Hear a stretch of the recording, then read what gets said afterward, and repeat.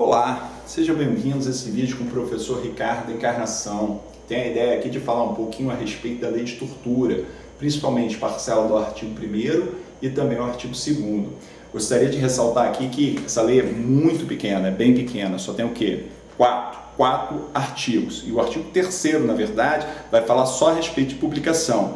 E o artigo 4º de revogação. Então, assim, são 2 artigos para estudar. Ótima pedida para quem tem interesse na área policial. Vejamos bem, a ideia da lei de tortura é tutelar a dignidade da pessoa humana, os direitos humanos. Nós já temos lá no artigo 1º da Constituição Federal um grande fundamento no seu inciso 3º, que é o quê? Dignidade da pessoa humana. E lá no artigo 4º, inciso 2º, nós vamos ter o quê? A prevalência dos direitos humanos. A lei de tortura, então, é para tutelar a dignidade da pessoa, não tortura. Já analisamos ali, quando estamos no desdobramento do artigo 5º, em seu inciso 3º, que ninguém será submetido a tortura, nem a tratamento desumano e degradante. Então, assim, é um pilar fundamental da Constituição Federal de 1988, a dignidade da pessoa humana. Também o é nas relações internacionais, quando fala a respeito da prevalência dos direitos humanos. E também no artigo 5º nós percebemos claramente que o legislador negou a tortura, ou seja, ninguém deverá ser torturado. Então, sem delongas, vamos para a análise do artigo 1º da Lei 9455/97. Lá tem a seguinte informação: constitui crime de tortura.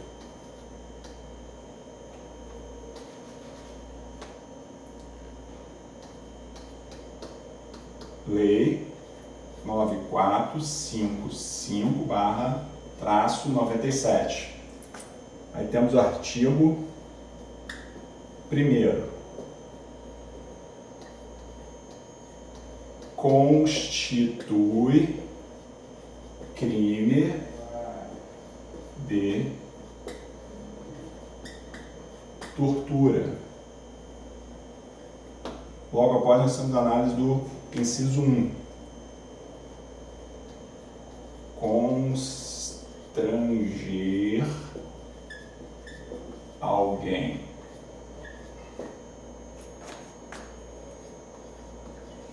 com o emprego, constranger alguém com o emprego de violência ou grave ameaça. Aí temos a linha A, com o fim de obter informação, declaração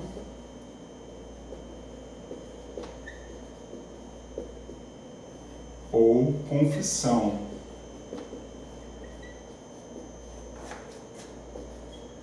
da vítima ou de terceira pessoa. Depois ainda teremos a linha B e a linha C. Vejamos bem, Lei 9455/97, então artigo 1º, constitui crime de tortura. O que vai ser tortura?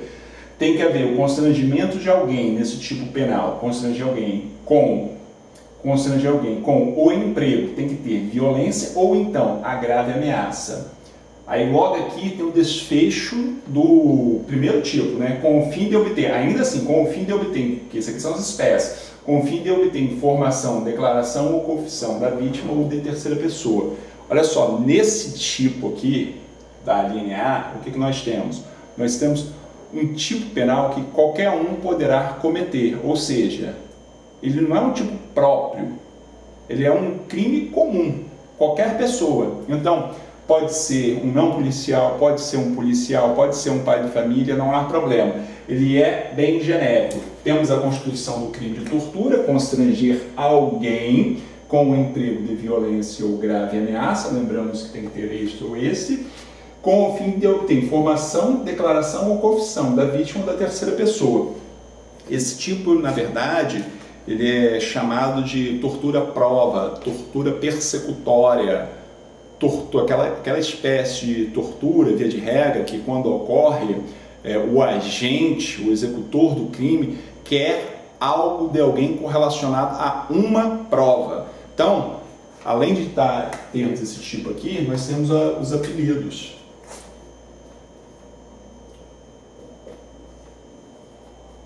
Tortura, prova ou confissão,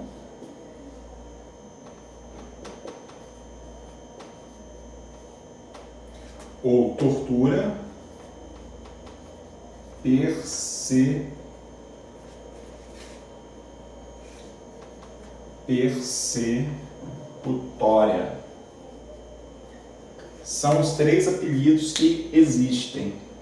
Então é aquela circunstância ao qual determinado agente, querendo a prova, ele aplica a tortura ou emprego de violência física ou mental, coação, ok? Sem delongas, vamos também para o análise do segundo tipo, que está na linha B.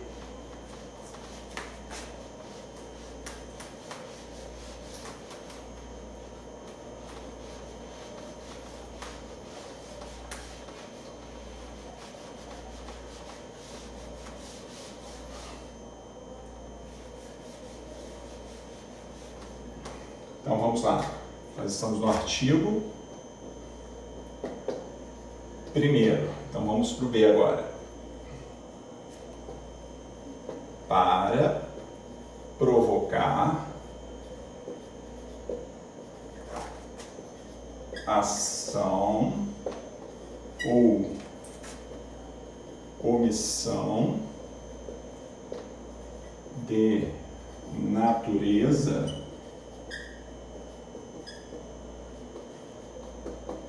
criminosa. Logo depois temos a linha C. Em razão de discriminação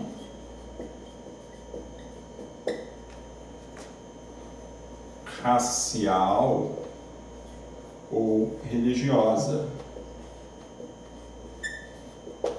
Então vejamos bem, dentro do artigo 1º, né, constitui crime de tortura, e do inciso 1,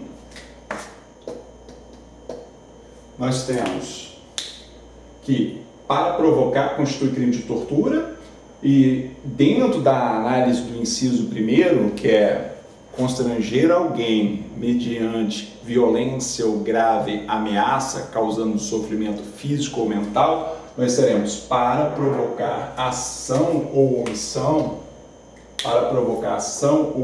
de natureza criminosa. Imagina uma pessoa chegando para outra, dando, na verdade, uma ordem para cometer um crime, senão poderia fazer algo de ruim para ela. Esse é um exemplo clássico. Sem elencar uma especificidade, eu quero dizer assim, para provocar ação ou omissão de natureza criminosa. Alguém, na verdade, causa um sofrimento físico ao trem, mandando que venha cometer um crime. Esse seria um ótimo exemplo. E na linha C, em razão da discriminação racial ou religiosa. Causador faz o mal e também tem essa discriminação, seja racial ou seja religiosa. Então, constrange alguém mediante violência física e ação ou grave ameaça. Você tem a questão da dor física ou da dor mental. E em razão de quê? De discriminação racial ou religiosa. Esse é o terceiro tipo que nós podemos ver aqui, né? Então vamos para a análise do quê? Do artigo 2º. O que o artigo 2º, na verdade, vai nos informar?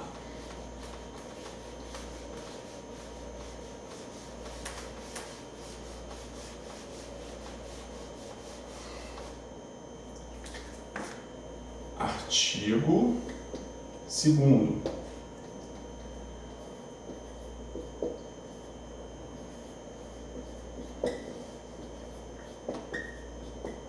O disposto disposto desta lei aplica-se ainda quando o crime não tenha ocorrido no território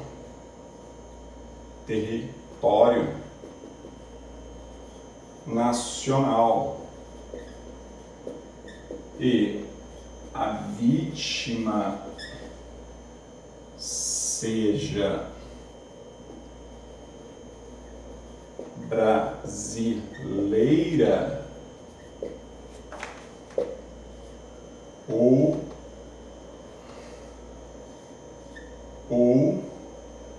o agente esteja em local sob a jurisdição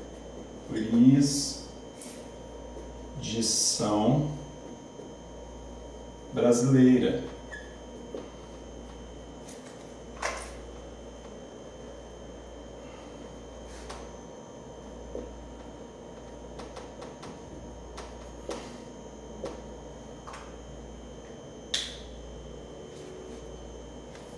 Ou, na verdade, lá está assim, ou estando, né, o agente em local sob a jurisdição brasileira. Então vejamos bem, artigo 2º, o disposto dessa lei será aplicado ainda quando o crime não tenha sido ocorrido no território nacional. Pode ter ocorrido fora do território nacional e, na verdade, a vítima tem que ser brasileira.